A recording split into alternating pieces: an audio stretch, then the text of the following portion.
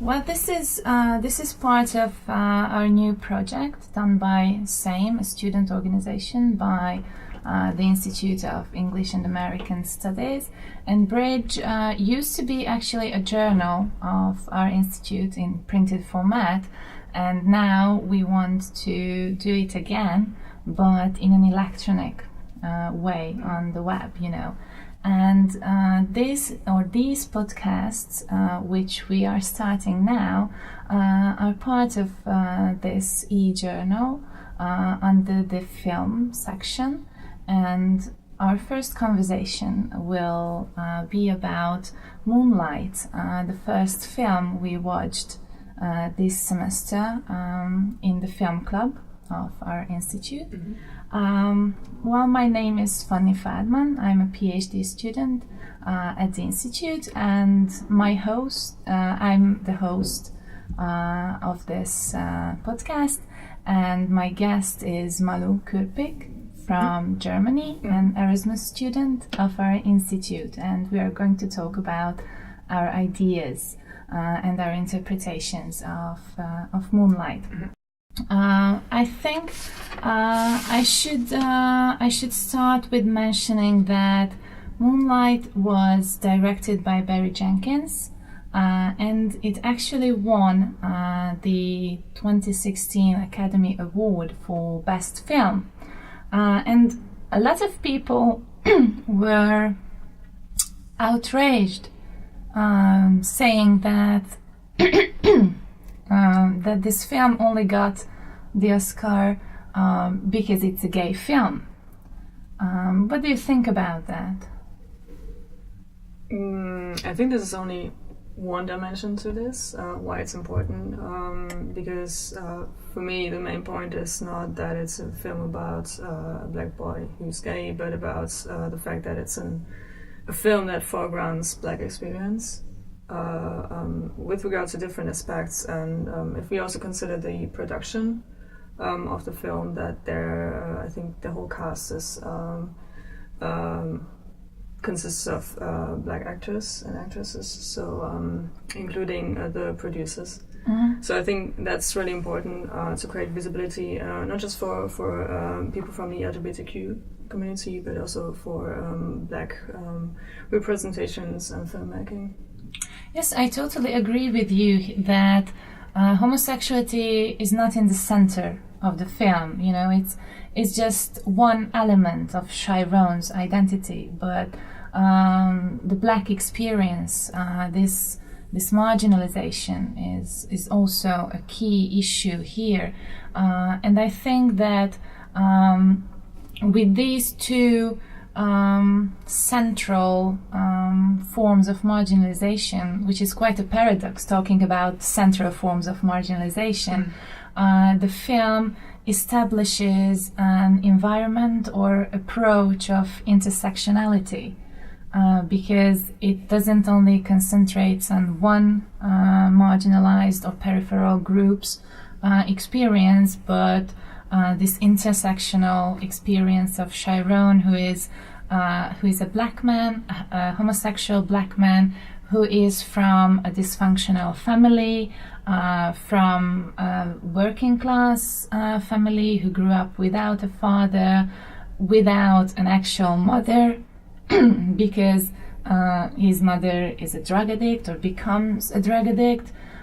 So this film is a lot more than just a film about a gay guy. Mm-hmm.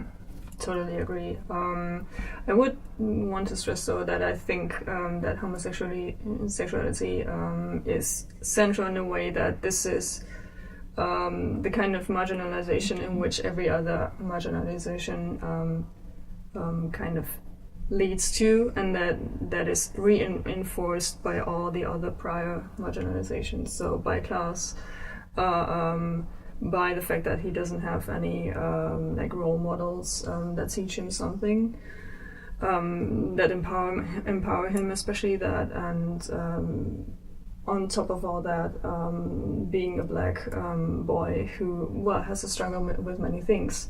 But I think it all kind of merges into the biggest marginalization in this context, which is him being gay. Mm-hmm. So even the fellow classmates who might be in the same position as he is with regard to class and family backgrounds and education, I think they are even able to kick him because he is just below them in the sense that he's gay. So you basically say that there is a hierarchy of marginalizing forces here, where homosexuality is the basis of everything, or a catalyst maybe for the other bullying and suffering experiences of Chiron. Because those are different forms of discrimination that kind of result in subordination, but even the different forms of subordinations, they create a hierarchy among themselves. And I think I think class is in this way less of an issue in the context of the entire society than is being gay. I can totally agree with you, because I think this is a recurring situation that we have certain marginalized groups who feel that they are marginalized, that they are looked down upon by the majority, by mainstream society. So they, in a way, find their own others, find among themselves those people who can be marginalized by them. So in this way, Chiron's homosexuality makes him an outsider among those who are already outsiders in mainstream society. I think it's really important what you mentioned, that he doesn't really have any models. And I think it's important to talk about the lack of these models. For example, father figures or family, or actually, anyway, what kind of masculine figures do we have in the film? What are those images of masculinity which we get? Because we have Juan as a key figure in his life. We have Kevin, and I think we should also mention those who bully him, because they also represent a kind of masculinity. How do you think this or these models affect Chiron? I think in a very contradictory way. So in school, we have these. I think the main figure here is called Terrell. Terrell, yes. And I think he's the one who represents, I think, a representation of masculinity that many former school students know, which is kind of based on hierarchy and bodily strength and, this power play, basically. And then we have on the other end Juan, who functions in a way as kind of substitute father. And teaches him, he doesn't really teach him masculinity in the sense, or in the way that he himself appears. So he is muscular, he has this car, but he's not really making a point of that. I think his main point is that he tries to teach Chiron to be able to fight for himself, but he doesn't do that, for example, by teaching him fighting or boxing skills, but he teaches him swimming, which I think is a great metaphor, because with swimming you have to find a way to deal with the circumstance that you're in, and you have to develop an own bodily strength to navigate. So it's empowerment in a way, but it's not an empowerment that is based on masculinity, this very power-striving masculinity. Yes, it's more like a skill to find your own way. So this Juan's empowerment is not based on his bodily strength, but his skills to adapt to the surroundings, to the environment. And with that symbolic scene of teaching Chiron swimming, I think this is what he teaches him, a skill to find your own way. And I think this connects to the story which he tells about that Cuban old lady who called him Blue, but he doesn't call himself Blue because only you yourself can decide who you want to be. Mm-hmm. So it is again another skill to find yourself, to remain maybe authentic or remain yourself. And these processes of identity development in Juan's case are not based on sheer power, sheer muscle or physical mm-hmm. force.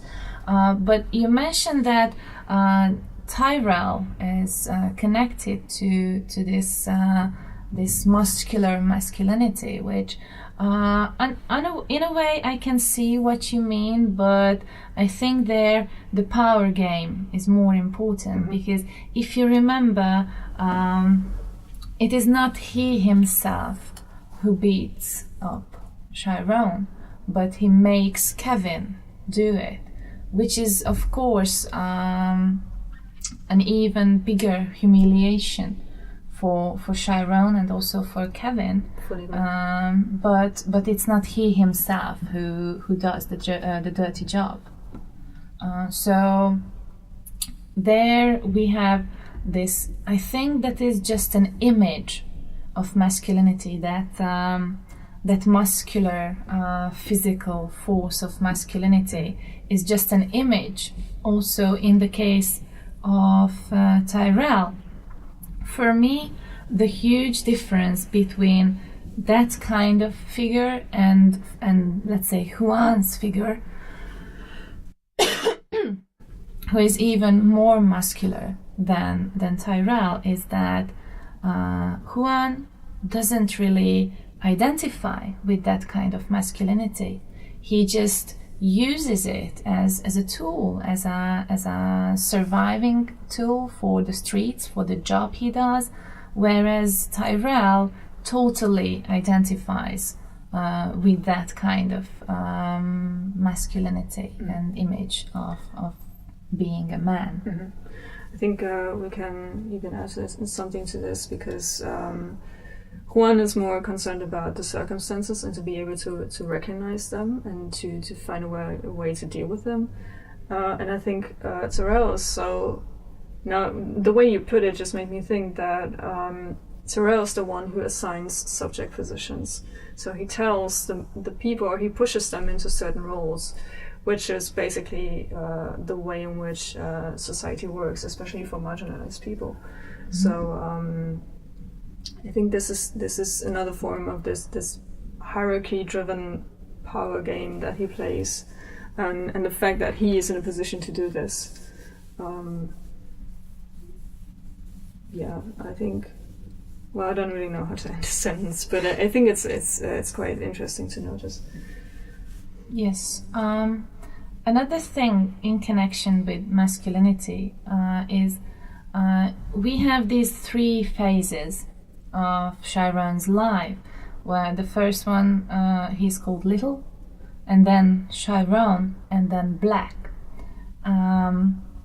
So I'm not even sure why we always call him Chiron.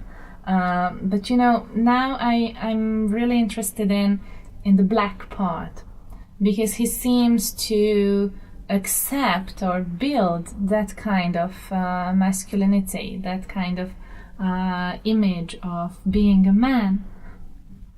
And even I really remember when Kevin says at the end that this is not what I expected. So how does this change in his looks, in his physical strength, affect his identity development? Because I don't think that he becomes the man he looks. Mm-hmm. Mm-hmm. Indeed. I think to a certain extent Sharon and Kevin develop kind of from two different ends, because interestingly, Kevin is the one who introduces Sharon into wrestling. So he's the first one who actually teaches him that to defend yourself it is possible in a physical way. And then later on, actually, Kevin is the one who's not at all muscular, and he found a different way to, or kind of to build an identity that is, as a man, that is not constructed of these masculine values that he learned in school or when he was a child. He's a cook even, so he has a job that is associated with the domestic realm, and I think it's very interesting. And he's the one, I think, who in a way, in a playful way, but he criticizes Sharon's, let's say, masculine facade. So, for example, the fronts and and his muscles and all the jewelry and all of these things. So. And I think Sharon knows that he's right, but Sharon also knows, and I think in subtext he tells it to Kevin that he wasn't able to find an alternative language in the time in between, so he had to build this as kind of a shell. Mm-hmm. So he's aware of, he just doesn't have the energy yet to get rid of this. Do you think that it is necessary to get rid of this? I mean, the whole film is based on intersectionality. I mean, I think the goal would be that finding a kind of masculinity which could embrace all these things, from the wrestling to being a cook to even being that muscular golden watch front wearing black man, while at the same time being gay. Mm-hmm. So I think what we need, or what Sharon needs, is this all-encompassing masculinity, that you don't have to choose one or another kind of masculinity, but that just like, you can be all those things that he is, from a drug addict family without a father, but he becomes involved in drug dealing, and he's also gay, and he's also that kind of black masculine figure. I think the kind of masculinity which could develop in this process should be just as intersectional. Mm-hmm. But on the other hand, that's only possible if you have the agency to do so, which kind of implies the need for environments that allow this to happen. So, and I think this is where Juan and also Kevin are really important, because I think with both of them, he could be any kind of gay man that he feels most comfortable in. But as we saw, it's not really possible in school. Yes. And I think he also felt that it's not really possible outside, or whatever happened after school, in the places and the people he has been to or among. And I think this heavily depends on the environment and how much agency it provides to him to express himself. And I think that's a big issue, that to be able to express oneself in the terms that suits them most. Yes, empowerment is certainly an issue here. I was wondering whether there is any kind of empowerment in the film, and then I think especially in the last part there is, because the last part, titled Black, is all about facing your issues, facing your past traumas, and what I really appreciate in the film, that these traumas don't all seem to be connected to queerness, to homosexuality, because the first thing he does is meeting his mother, in that center for drug users, and it seems to me that that moment is a huge reconciliation for both of them. That's where he can believe that his mother really loves him, which this lack of love in his teenage years, in his childhood, is certainly a factor in his development or his struggling with development. But there he faces one issue, and it's only after that that he goes and visits Kevin. What do you think about empowerment in the film? If you mention, for example, his mother, who's called Paula, I think she's kind of the opposite to Juan, and I think that Paula is always or has always been aware of his issues. I think it's kind of it was an expression of helplessness. So I think she would have liked to help him, even in his childhood, but because she was aware of the class implications, which, for example, if we take his clothing, he's being, can you say mobbed? He's being harassed because of his clothing, which I think implies, first of all, not being able to wear fancy things, which is, I think, the first reason why he's being teased with it. But it's also treated as something that doesn't conform gender norms. And I think she's pretty aware of that, that she would have liked to help him, but she sees the issues that kind of pile up because of class and gender nonconformity, and his sexuality is in there too, but I think the main issue for her was class, which kind of puts up more burdens to be able to help him, and I think she felt so helpless, also herself being a woman, and we don't know anything about her employment, if she has any, or what her position is in all this, but I think it doesn't really help her as a woman, and out of this helplessness, I think she drifts off into this this drug use. She hasn't always been a drug user in the way. Yes, and you mentioned her job. I clearly remember that when Juan takes Chiron home for the first time, Paula is wearing a badge or something, which gave me the idea that she might be some kind of nurse or something. So there, she seems to be more organized, and getting it together, kind of woman. But I can totally see that this futureless, hopeless image ruins her. The feeling that no matter what she does, she cannot help. But is this true? I mean, is there really no way out of this situation? I think the only way out was Juan and Teresa, which is interesting to see, because first of all, those are two persons, and two persons that kind of copy the parents' pattern, and well, to a certain degree, they're in the same position regarding the drug use and drug dealing, but from a different position. So they, especially Juan, has a different. I think Juan is the only one who's dealing with drugs.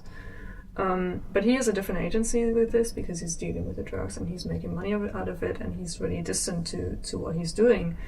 And they are able to provide him with a home that provides kind of a space for him to talk about his issues, but also a home of empowerment. The way Juan teaches him where to sit, or when Teresa tells him, this is a house, and you have to be proud of yourself, and you have to keep your head up. And I think that's really important. Yes, I agree that that space is a different space than the rest of the environment, and also that the ability or the chance to talk, to speak, there is central in terms of agency, because what struck me most is that especially little hardly utters a word or two, and it is only in that environment when he first introduces himself. So he doesn't say anything to Juan, only when he's there surrounded by that space, when he first tells his name, and he says that his name is Chiron, but people call him Little. And then Teresa goes on and saying that then I will call you Chiron. So the ability to express these issues is key to empowerment. And I was kind of surprised when he basically comes out, or at least talks about his fears of being a faggot. He uses this word, and he doesn't really understand this word faggot. And I was really surprised by Teresa and Juan's attitude towards this whole question or issue of being gay, because and I think this is a very strong point of the film, that it deconstructs stereotypes.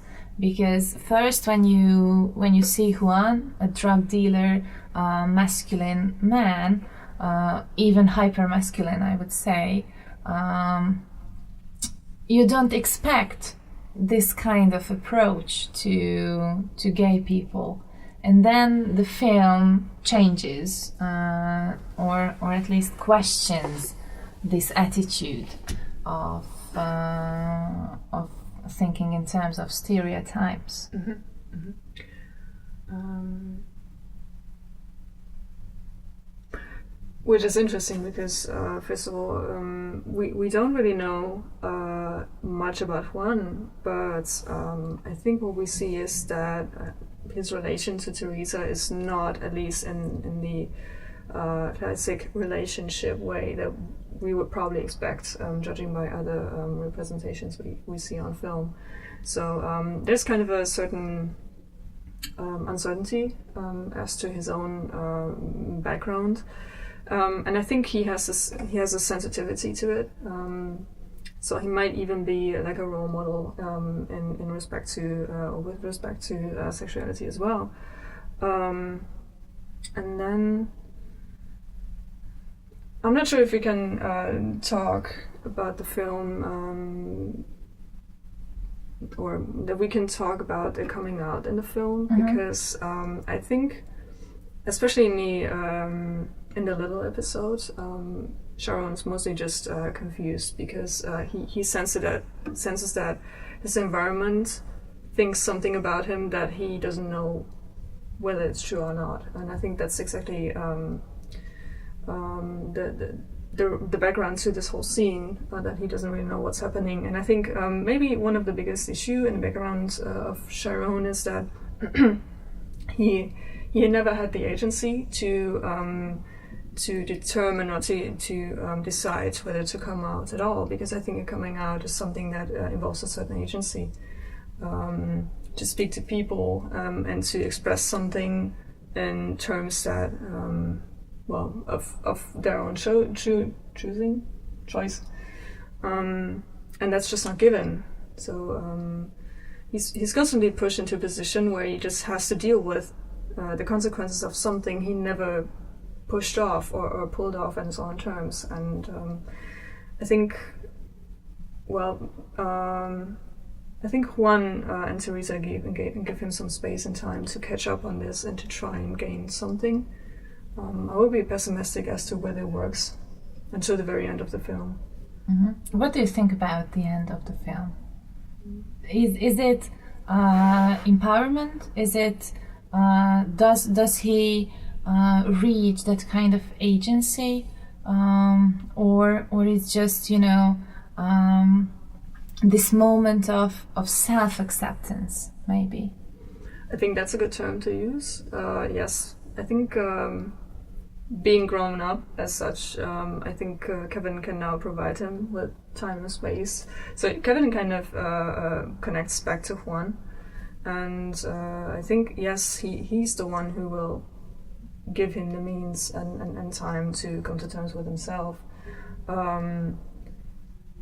I think it still needs some time, but I think it's just a starting point what we see as end here. So it will be a development, and it might not ever be finished.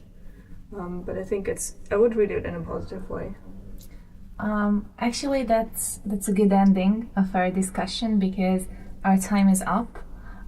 Thank you for being here. Thank you for talking to me. Thank you for being here. And I hope that you will be a regular attendant of our film clubs. Oh, you never know. Thank you very much. Thank you.